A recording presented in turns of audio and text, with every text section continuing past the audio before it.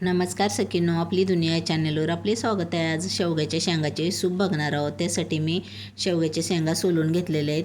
लसूण, अद्रक, टोमॅटो, कोथिंबीर, 2 हिरव्या मिरच्या, कांदा, सर्व साहित्य, थोडीशी हळद, सर्व साहित्य टाकून कुकरमध्ये 1 ते 1.5 ग्लास पाणी टाकून 2 ते 3 शिट्ट्या होऊ दिल्या. त्यानंतर कुकर थंड झाल्यानंतर हे बाजूला काढून घेतले आणि याला थोडंसं थंड होऊ दिले.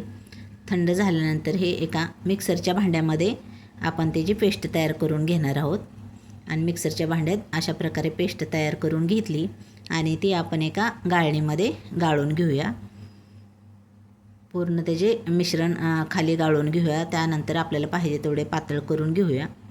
तुम्ही हे असंच पिऊ शकता किंवा फोडणी देऊ शकता. त्यासाठी मी 1 चमचा तूप गरम केले आहे. जिरे, मोहरी आणि हिंग टाकून फोडणी केली आणि त्यामध्ये हे पातळ मिश्रण टाकून दिले आणि त्यामध्ये आपल्याला पाहिजे तेवढं पाणी टाकून हे मिश्रण पाहिजे तेवढं पातळ करून घेता येते.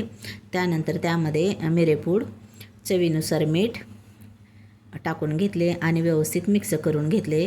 त्यानंतर त्यावर फ्रेश कोथिंबीर टाकून घेतली आणि चांगले मिश्रणाला उकळी येऊ दिली. हे मिश्रण आपण लहान मुलांपासून मोठ्यापर्यंत सगळ्यांना देऊ शकतो. हे हाडांसाठी, हाडांच्या बळकटीसाठी, ज्यांचे स्नायू वगैरे दुखतात त्यांच्यासाठी हा सूप खूप फायदेशीर आहे. तर एकदा नक्की करून बघा. सगळ्यांना आवडलं तर लाईक आणि सबस्क्राईब करायला विसरू नका. धन्यवाद.